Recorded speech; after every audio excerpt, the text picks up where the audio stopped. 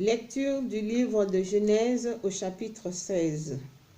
Le titre: Abraham, Saraï et Ismaël. Saraï, femme d'Abraham, ne lui avait pas donné d'enfant.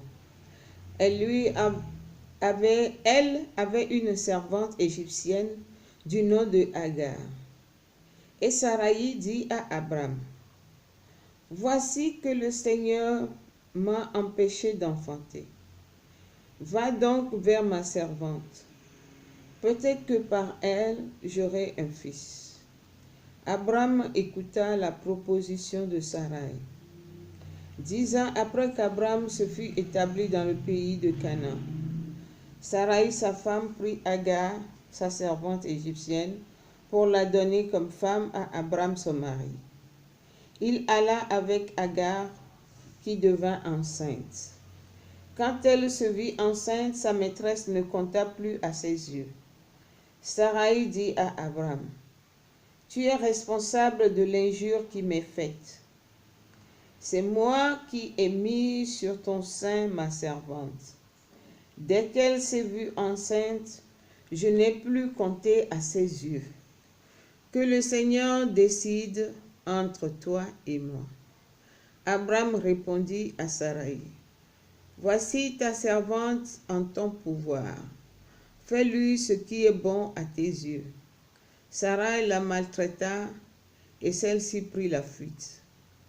L'ange du Seigneur la trouva près d'une source dans le désert, celle qui est sur la route de Chour. Et il dit: Agar, servante de Saraï, d'où viens-tu et où vas-tu? Elle répondit: Je fuis devant Saraï ma maîtresse. L'ange du Seigneur lui dit: Retourne vers ta maîtresse et plie-toi à ses ordres. L'ange du Seigneur lui dit: Je multiplierai tellement ta descendance qu'on ne pourra la compter. L'ange du Seigneur lui dit: Voici que tu es enceinte et tu vas enfanter un fils. Tu lui donneras le nom d'Ismaël, car le Seigneur aperçut ta détresse. Véritable âne sauvage, cet homme.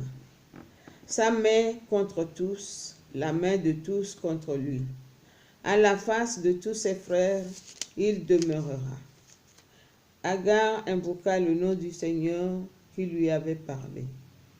Tu es Dieu qui me voit. Elle avait en effet dit: Est-ce bien ici que j'ai vu après qu'il m'a vu? C'est pourquoi on appela le puits de Lahaï qui me voit. On le trouve entre Kadesh et Béred. Agar enfanta un fils à Abraham.